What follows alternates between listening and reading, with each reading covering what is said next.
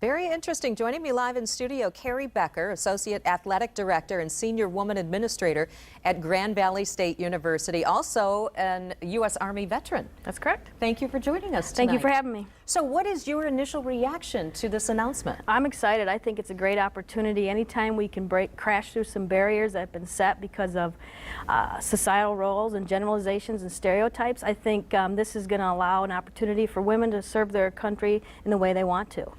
And we just heard in that piece that maybe some of these jobs wouldn't be available until 2016 because things need to be worked out. Oh, sure. I don't think these things happen overnight. There's quite a bit of training these women are going to have to go through, and like they said, they need to decide if it's just infantry troops or if it's special forces.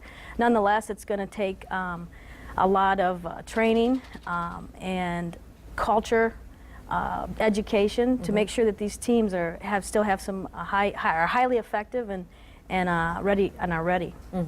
And what kind of a woman do you think would want to get into something like that? Do you think that you're going to see a flood of people hoping to be able to get into these positions? Well, if you asked me 15 years ago, I might have said maybe because I was younger and I wanted those opportunities. But you know what? No, I think it's going to take a special woman to be able to achieve and pass the same exact physical standards. That's right. They have to be the same. Absolutely. You got to be able to run around with the 85-pound rucksack. I think you have to be able to endure the mental rigors and embrace that lifestyle. Right. So what would you have done it, do you think? I would say no.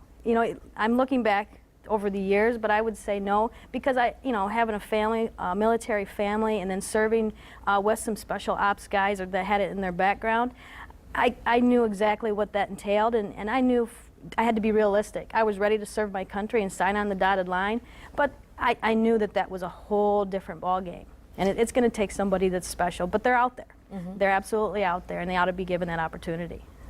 Have you heard any reaction from men about this? Well, sure. I mean, the radio was blaring this morning, but I think that any reaction that you saw, it's a generalization, it's a stereotype, and if G.I. Joe has a problem with thinking that he's got to protect G.I. Jane, that's G.I. Joe's problem. And it's up to the chain of command to ensure that culture of teamwork, of camaraderie, and guess what? They pass the same standards as you. As far as the hygiene issues, you know what, gentlemen? We've figured it out for years. We'll figure it out there, too.